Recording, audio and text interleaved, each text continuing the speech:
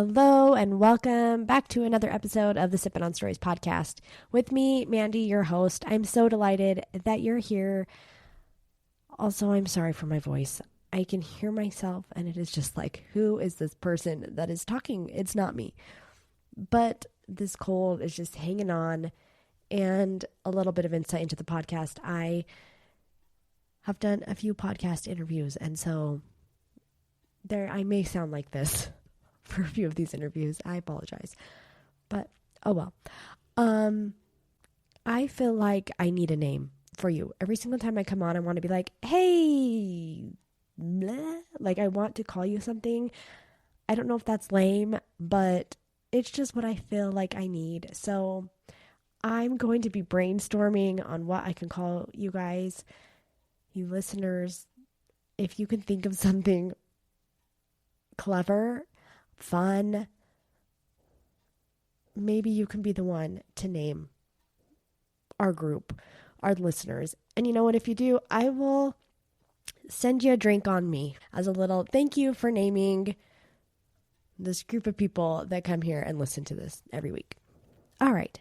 I'm just going to jump right into today's episode. We have Missy with us to tell us about an experience that she had on an airplane. I, for one, am an anxious traveler. Every single time I go onto an airplane, I can't sleep the night before. My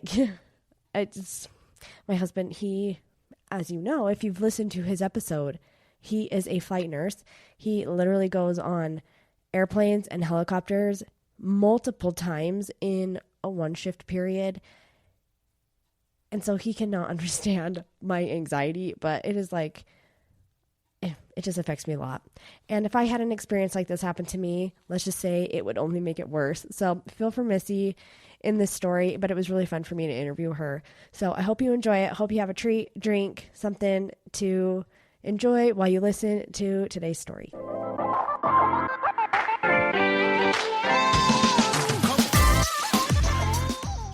Sorry, I'm in a rocking chair. It's there's a lot happening right That's now. okay. Okay, I'm going to go ahead and get started if you're ready. Yeah. Okay. We have Missy with us today for our podcast. Missy, what would you say is your favorite drink of choice? Okay, my favorite drink of choice. I love a Dr. Pepper with peach and half and half and fresh lime. If I'm going to go with a soda, if I'm going to go with an alcoholic beverage, I would probably do, I'd probably do this drink. I don't even know what's exactly in it, but it's called a blackberry bramble, and it's gin and something else, and it's very tasty, but I don't make it for myself. This guy I'm dating makes it for me, so that's why I don't know what's in it, but it's really good. Yeah. Whatever it is, it's good. Whatever it is, I'm here for it. Yeah. Thank you. All right, Missy, I'm just going to let you go ahead and start. Okay, so I sort of have a history of passing out.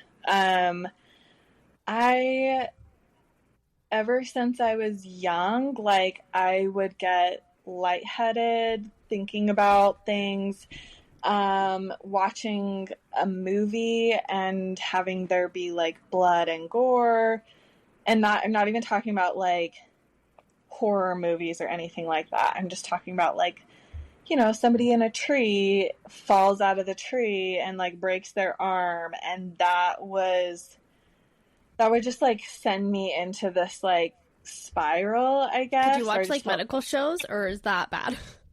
Not growing up, no. When I got married, I did, and it was in an attempt to get over this. Okay. Because I couldn't function in society without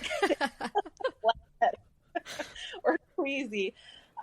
One memory I have as a child was at a park, and there was a kid who was climbing up the outside of the tube slide, Mm-hmm. like the tube slide, and they fell off and like broke their arm or something. And I remember there was an ambulance that came, and I had to like go lay down because I was just so shocked. And there was just something about like medical stuff that Mm-hmm. would make me queasy and make me want to pass out. Yeah. So I didn't actually pass out like as a kid. But so the story I wanted to tell you is involving me passing out on an airplane. So this happened in like 2023, I believe. So not too long ago. And I was flying to go visit my friend Kelsey, who had had a baby. And and actually I was flying home. And I remember dealing with like a lot of stress with work at that time, like being away from work. And I was having to kind of juggle work while I was there. And it was just a whole hassle once I got to the airport to fly home. I remember having to like hop on my computer and like update something. And I just remember being really stressed. And so I decided once I got on the airplane that I was going to have a glass of wine. And I don't drink alcohol very often. And I think like that was actually my first time having alcohol on an airplane Mm-hmm. too. So that was a first for me. But I was just like, you know what? I'm just gonna like enjoy this. I'm getting picked up from the airport. When I arrive, it was like evening time also. And so I knew I was just gonna like go home and go straight to bed.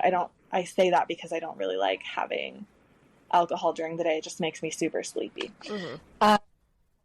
So also like, yeah, day drinking. I mean, yeah. I say that as if like that should be, yeah, I just know a lot of people that enjoy day drinking. So that's that. So yeah, so I was on the flight and I was reading this book and just like enjoying my time. I was feeling great. And then we were getting close to descending, and I remember I just started getting really hot, and I was wearing a sweatshirt, but I didn't have like a tank top or anything underneath. It was just my bra. Mm-hmm. And just remember feeling like, oh my gosh, I'm like getting really hot. And I really wanted to rip my sweatshirt off. It Were was you like getting on so the aisle, or were you in between people while this was I, happening? I was on the aisle, Okay. luckily. So I had like a little more space, but I really wanted to like get up and go to the bathroom or something, like get a wet paper towel, but it was to the point where like we were buckled and, you know, getting ready to descend. And so I along with like the heat coming on, I could start to feel my hearing getting all muffled. And I think that that's typical for people who are about to pass out, but I know at least for me, like, oh my gosh, this is like something's going to happen, and I know Mm-hmm. exactly what it is, and I need to get somebody's attention. So, I like flagged down the flight attendant who was making their way, you know, double checking the overhead compartments, making sure they were closed. And I just said, I could barely even hear myself speak. That's how muffled my hearing was, and my vision was starting to go black. And I just said, I'm gonna pass out. And I'm sure that they were just looking at me like, what do you mean? Like, what do you mean you're pass out. Like, you're just sitting here. Nothing's happening. Yeah. And they were like, oh, okay, I'll be back. And I was like, I just remember feeling like, no, that, like, it's too late. Like, whatever you're going to go do, like, I need you here now. Mm-hmm. And so I just another thing I remember feeling is all I wanted to do was just lean forward and put my head in between my legs. Like, I just could feel the blood flow leaving my head, and I'm like, all I do is just do that. But the seats are so close in front of you, and you so can't do that. I was doing it as much as I could, and I was just leaning forward. And I remember thinking, like, this poor guy next to me is probably just like, what is happening? So I'm just leaning forward, and the next thing I know, I'm waking up and I'm on the aisle floor. And the flight attendant is like leaning over me. They're at my head and leaning over me and like holding my shoulders down. Mm-hmm. And I was like, what is happening? They are asking me questions. I can tell they're asking me questions, but my hearing is still not coming back yet. And then I also see like a familiar face looking over me too. And this was somebody that just randomly happened to be on my flight. That you knew? That I knew. That's crazy. Yeah.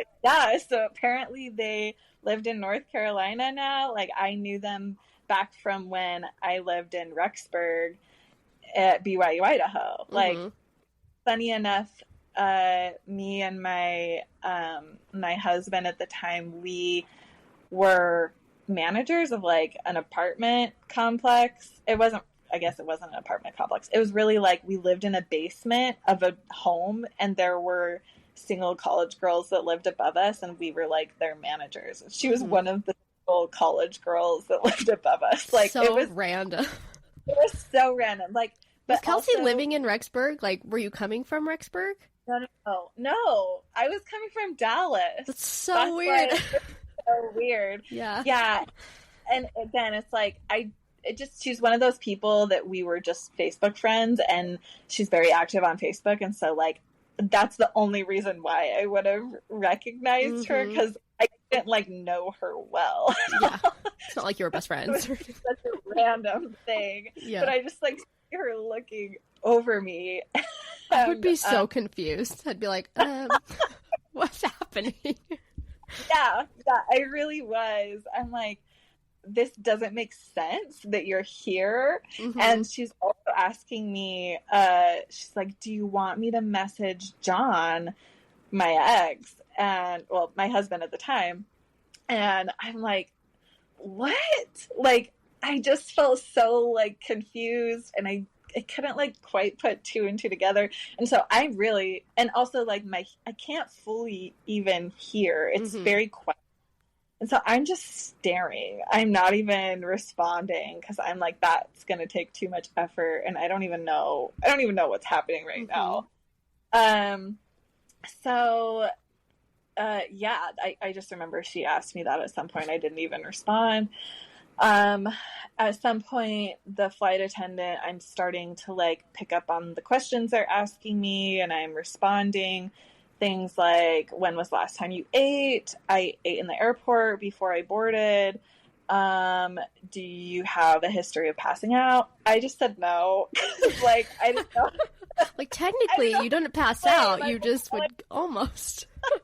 It's not like I had a medical condition of, like, low blood sugar or something. Like, I don't know. It wasn't that.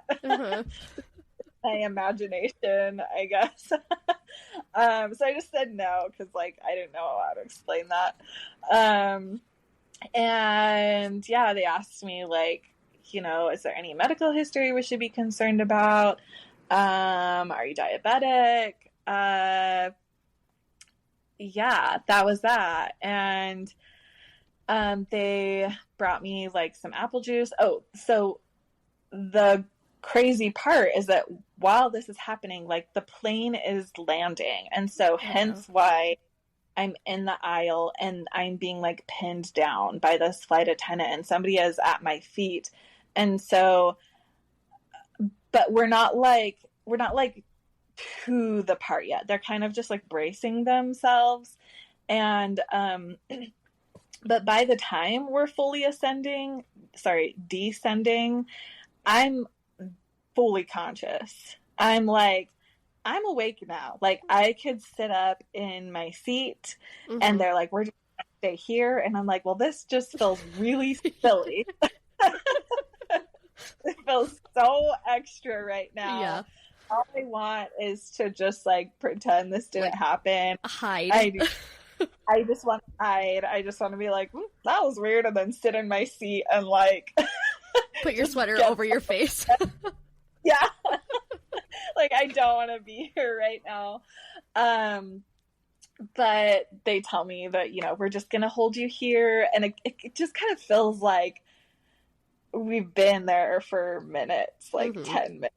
Yeah, it probably wasn't that long, but it felt like a while. They like brought me something to drink, like apple juice or something. And yeah, I'm just laying down. The thing is, I don't think I fully, before that moment, comprehended how skinny and narrow those aisles are.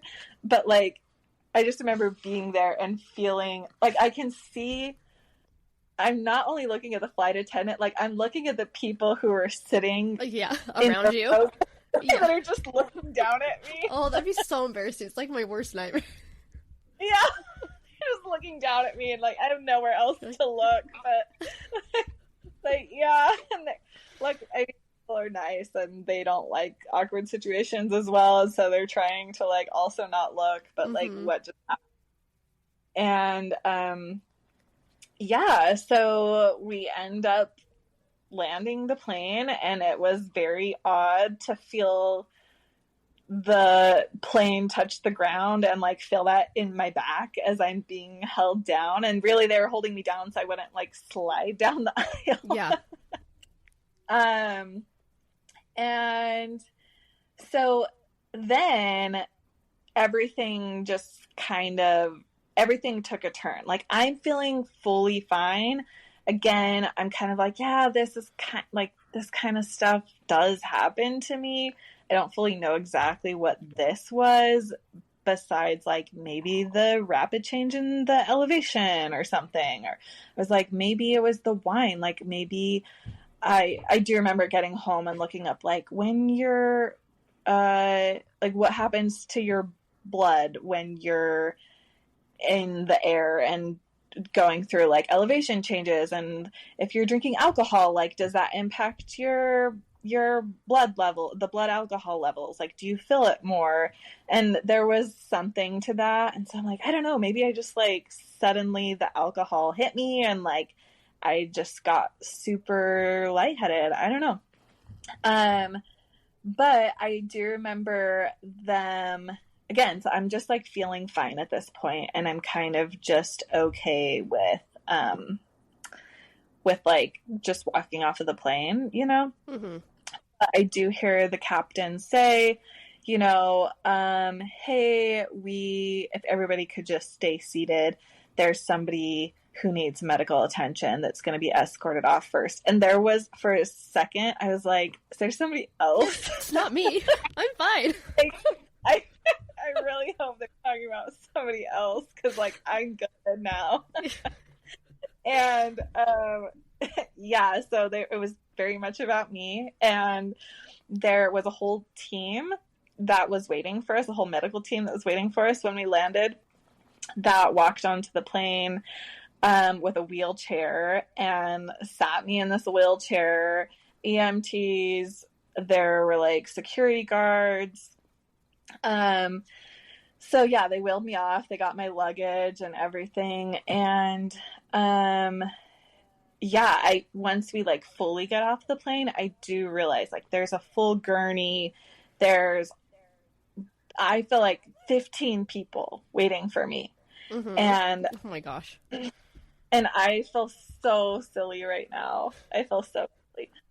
And so I, yeah, they're like, we're actually gonna wheel you to like this other private area, and we'll, you know, run some what is it, like the EKG Oh yeah. Mm-hmm. on you. Um and I'm like, at this point I'm just surrendering because I kind of just feel like maybe it'd just be easier to just go through this and maybe find out, even though I feel fine and it's probably fine. I do remember texting my husband and saying, hey, sorry, I passed out on the plane. And he just said, like, well, can you hurry? And he thought that I meant, like, I fell asleep. Oh, I see. Yeah. I was just passed like, out. So tired. Yeah. Oh, I'm so sleepy. Like, everybody deboarded the plane, and I'm just, like, still sitting there. Yeah. Well, hurry. I'm Yeah. like, no. Like, I actually passed out.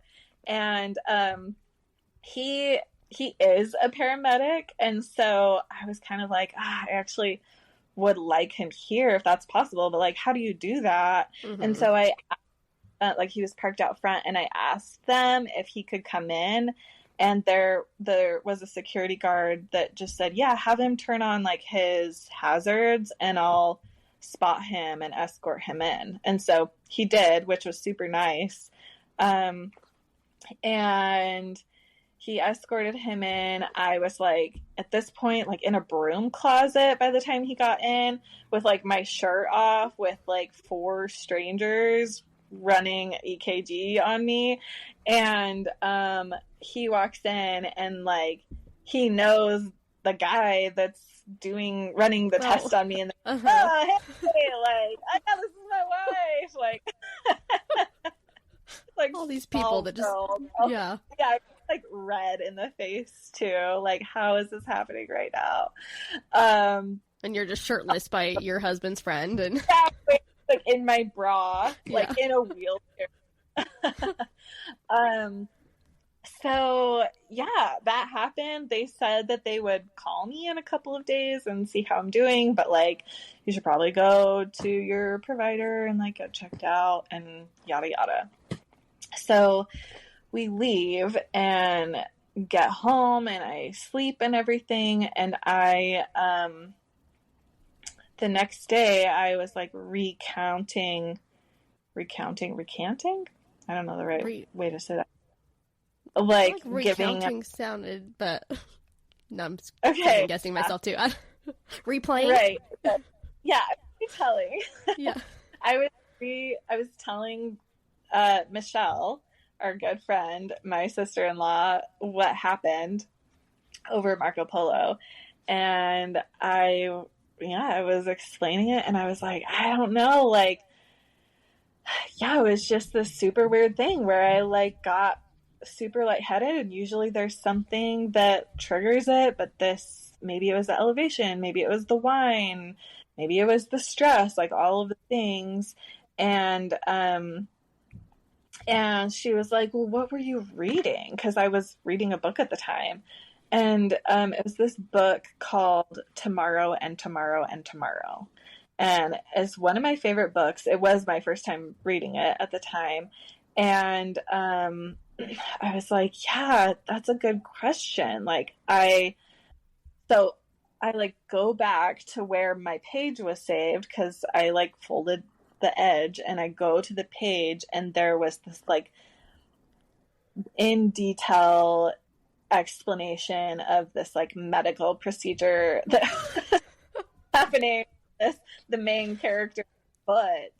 And I was like, oh my gosh, this makes so much sense. Like, for whatever reason, I'm reading it, and I don't even know how to describe it. It's not like because I can see blood and I can see other things. It's almost like when things are out of the ordinary. Mm-hmm. And there was this description of these like metal posts being put into this main character's foot, and like, you know, he was standing for the first time on the foot and he could just like feel the bolts, and I was like, oh, that just like sounds so awful and out of the ordinary. It really is like the unusualness of it. The yeah, it's just not how it should be, you know. The foot should be just a foot, but there's like these metal rods in it. So yeah, that is what it was that triggered all of it. I think that plus, normally I think I would have been able to prevent myself. Like I said, since I was a kid, as an adult, I decided, like, I'm going to watch Grey's Anatomy. I'm going to do the thing. I'm going to get, you know, more desensitized to this stuff because I don't want to have to feel this way anymore. Yeah. And so you notice, like, it's a lot of it is a mental thing, and I can kind of stop myself from, you know, going down. It's almost like a trance that I get in where I'm like, oh my gosh, that's so weird and freaky. I almost feel like too, like imagining my foot being in that, like that gives me like the feelings. Yeah. Right. Like, exactly. Yeah.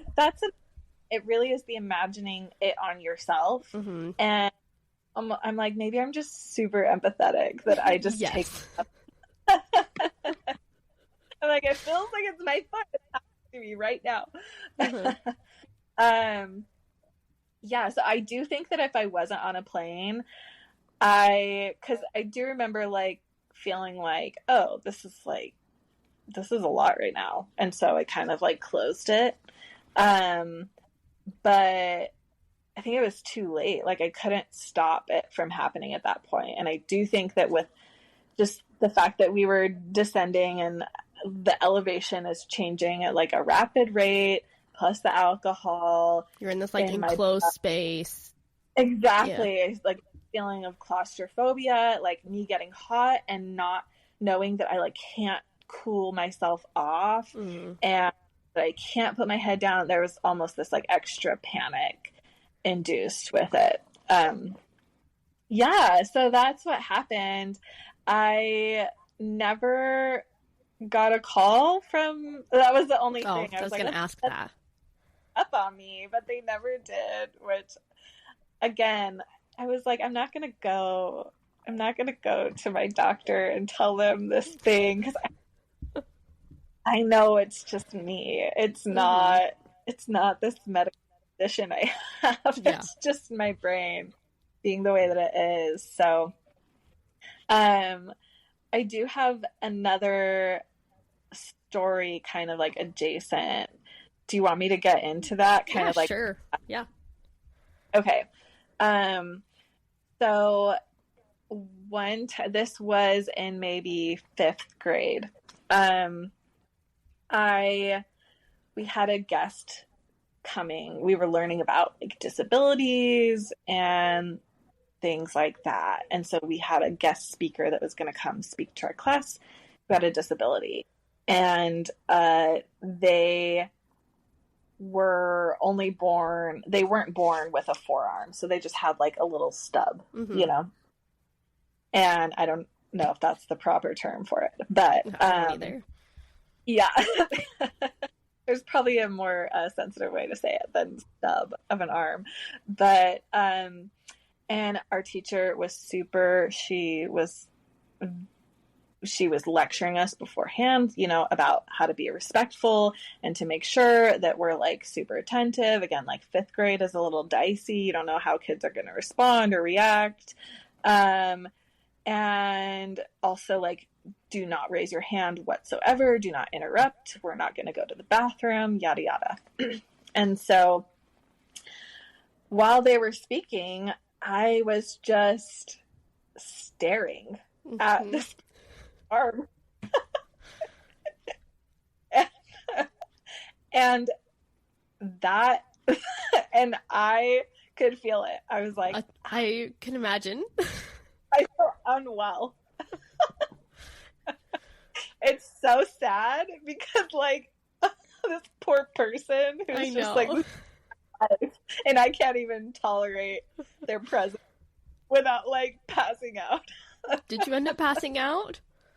So I like flagged my teacher and I was like, I have to go to the bathroom, and she was like, no, and just gave me like the stank eye, like, do not ask to go to the bathroom right now. Like, you don't understand. Yeah, you don't understand. I've been staring at this guy's arm for way too long. And so it took a second time of me, like, I attempted again, and I was so shy and such a like people pleaser too, that it was painful for me to even have to do that, to like the rule and say I need to go. And so, but the second time she like saw my face and saw how pale and green I was, she was like, yeah, okay, go. And so the same thing, like my vision starts to go, my hearing starts to go. I'm navigating down the hallway through touch to make it to the office. Oh, like so scaling the wall, because I can't see. I don't know where I am. I would like to see like video footage of you leaving the classroom and then just crawling your way. Like making my way through the hallway. And yeah, there was somebody that worked in the office that saw me and was like, oh, like they obviously saw something is wrong with this lady and this child. And so she walked me to the office, and I just like laid in the office on the floor, and they called my dad and said, you need to come get your daughter. And that was that. I didn't pass out that time, but it was a very, very close call. I think that was maybe the first instant where I fully like blacked out. Different than just feeling lightheaded and queasy. I like fully blacked out, and I just like my vision was gone, my hearing was fully muffled. But yeah, I didn't end up like collapsing or anything like that. Yeah, so that happened, and then there was another instance where we oh yeah, it was maybe 6th grade, so not even too much after that had happened, where our class took a field trip to the science expo, and I remember there being a set of lungs that were donated, like smoker lungs. There was a pair of like healthy lungs and smoker lungs on display that were hooked up to a machine that was like inflating and deflating them. Yeah, I can see this not being good for you. This is not good for me. And just, I was standing in line, not even being able to see what's ahead, but hearing what people, what I'm standing in line for. It was, but by the time I got there and could actually see, it was too late. Like, I had been thinking about it. Yeah. Like, oh my God, what is this going to look like? What do you mean there's like actual lungs inflating and deflating? Like, and you could like hear the machine in the distance. Like, again, I couldn't see them. I was just still in line. But by the time I got there, I just immediately had to step out. And my teacher, this was the same teacher, she fought me. She, like, it was lucky it was so close to me when that happened, because she like escorted me into the bathroom, had me laid down, put like my feet up against the wall.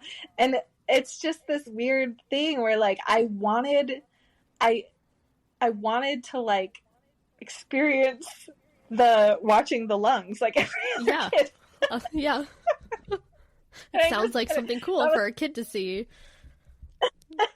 That's the thing about it, is that I couldn't just accept that, like, yeah, this isn't going to be good for me. I was like, I'll be fine. We'll just like be like everybody else. And you're just trying to like blend in and whatnot. Yeah, so that was like the second time when I got really close to passing out. Um, the the next time that I remember was actually shortly. So one of my nephews, this was like into my adulthood. Mm-hmm. So I was married at the point. I had two kids of my own at this point, and my nephew was born. And when he was born, he was born, they call it an omphalocele, where basically when you're a baby, your organs are developing like inside of your umbilical cord, and then they sort of like deposit into your body through the umbilical cord, like through the navel. Okay. Like early on, those cells are formulated sort of in the umbilical cord. And his never did. They formed in like the sac outside of his body. So it was just this like super rare medical thing that happens, and he had to have so many surgeries as a baby to like, get his organs back into the inside of his body, like supposed to be. And it was really tragic and sad at the time. And he's like 9 years old and healthy and great. But at the time, it was this really scary thing. And I went to visit them in the hospital. And at this point, I had watched plenty of Grey's Anatomy. I was like, I'm good. You're Me in prepared. hospital. Like I kind of knew my limits, and I knew that like I could only look so much. So yeah, and I had kind of dabbled in photography as well, and so I was thinking, I had asked my sister-in-law, hey, how would you feel about me bringing my camera and I could take some photos for you? And she wanted that, and so that was another thing. I was like doing some photography, and really I just remember being like, I really want to show up for them. I really want to like be supportive. And yeah, for the most part it went well. It was only once they started talking about how, he at some point would have to like go through withdrawal with the morphine. Like he's born into this world, and like he's had to have so many surgeries and so much morphine, and like they were talking about like some of the morphine withdrawals that he was like starting to go through. And that to me was like, I can't. It was just super, super sad. Again, it's this like uncontrollable thing where you're picturing a baby going through these withdrawals in this like super medical, sterile environment where they're just like hooked up to all these monitors and beepers and everything. And yeah, I just started getting lightheaded, and I, luckily, like there were a lot of nurses nearby, and I said like, I'm pretty sure I'm going to pass out. And so one of the nurses actually like caught me because I did pass out. They like did. Okay. Yeah, and it was like this little nurse, like, and I'm not like big, but I'm 5'7", and I just remember like 5 feet tall, and she just like catches you. Yeah, so my head wouldn't hit the floor. And luckily I woke up, and I just was worried about my poor brother and my sister-in-law who were like actually experiencing the trauma of this, and I'm like, I can barely. Like, I need a hospital bed too, guys. Yeah, exactly. I'm like, oh, of course I'm like making this about me right now. Everybody's having to like be attentive to me. I'm just like, and they're like having to live this every day, and I just show up like, yeah, it's too much for me. Oh my goodness. Yeah, it was kind of sad. But my brother, he thought it was hilarious, luckily. So, yeah, so that's kind of like my shenanigans with passing out. Again, I do really think I've gotten better at. Was that the last time you've passed out or even gotten close since then? Yeah, definitely. My one thing that's funny though is that I have 3 daughters, and all of them have this. They do? They do. They all get lightheaded and queasy. Hearing about things, even getting their teeth pulled, they are like, I have to lay down. Like, they get lightheaded, the blood rushes out of their face, like they get pale. And I feel bad and sad for them. But they have a mom. You can prepare them. You can say, don't be like me. Just know you can't do it. Yeah, my middle child, she probably experiences it the worst. And the other day, she was like, I want to be a nurse when I'm older. And I was like, I think you're going to have to really work through some things. Yeah. I didn't say that, but in my head, I'm like, that's great. Yeah, that's something. Maybe. That's funny. Who knows? Maybe she'll overcome it. But oh, that's funny. I'm curious with the plane. The next time you went on a plane, were you like, uh-oh? Or were you just like, I'm just not going to read this time? I actually remember reading a book and being kind of joking around like, oh, hopefully there's nothing like in it that's going to set me off. And I didn't actually know what the book was about. It was just recommended to me. So I really was blindly. And I started reading and realized that it took place on an airplane. And I knew that there were going to be some like mystery element to it too. And I was like, I don't know that this is the time or place. Yeah, we don't need to do that all again. Yeah, I'm like, that feels too relevant. Like, I shouldn't be reading this on an airplane. It like takes place on an airplane. So I didn't. I actually ended up like closing it, and I never even finished it. It's still on my like did not finish list.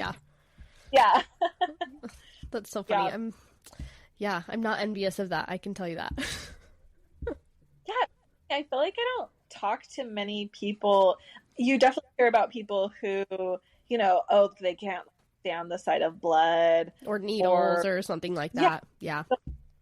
Not really that for me. I mean, what would do it for me with the needle is thinking about it, like, getting stuck in, like, I donated plasma a few times in college, and it wasn't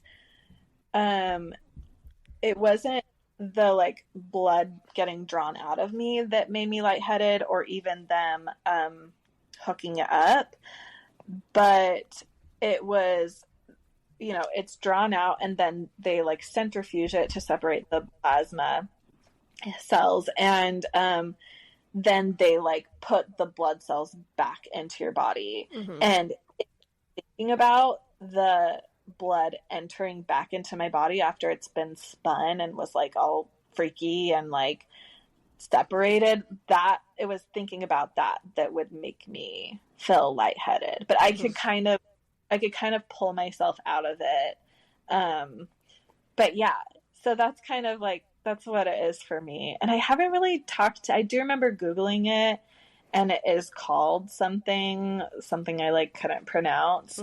But again, it's different than just, seeing blood. It's like the unusualness of it. The like, to me, it makes a lot of sense to me. Yeah. Okay.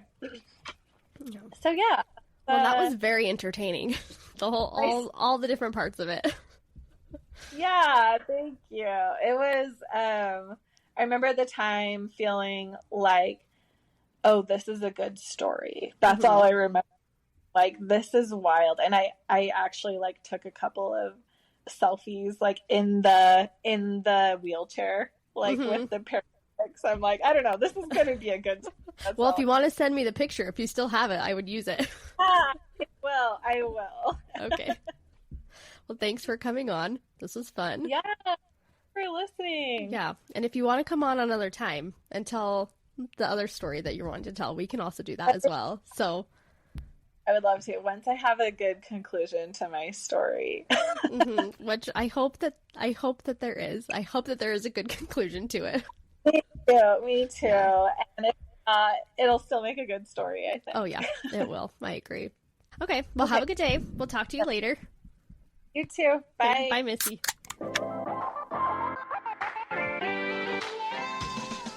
I have never actually been on an airplane when somebody has had a medical emergency, and I'm curious if you have. I have often been afraid that I will be the medical emergency.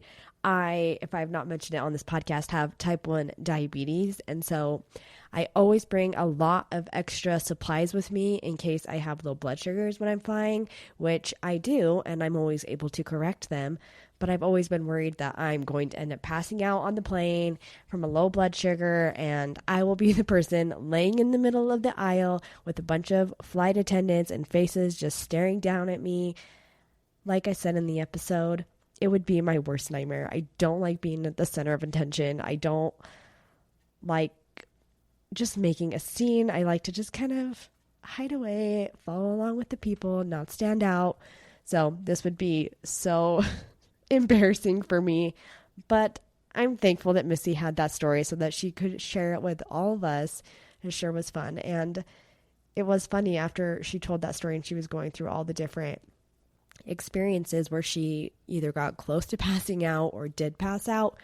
It was like I could feel the weird sensation in me that made me be like, yeah, no, I could understand why any of these things, if they made you feel a certain way and made you feel like you're going to pass out, why they would make you feel that way. Because I also tend to put myself in other people's shoes really easily. And yeah, thankfully that is not a problem that I have with getting queasy and blacking out, passing out. And for that, I am grateful. Missy did send me photos from her adventure, and so those will be on my social media page at Sippin' on Stories Podcast on Instagram. If you have a story you would like to share, go there, submit a story through my highlight there. Reach out to me via DM. You can email me, sippinonstoriespodcast@gmail.com, and you can reach me that way. I hope that you all have a wonderful week, that you're doing something fun, and I will see you here again next week for another episode of the Sippin' on Stories podcast. Goodbye.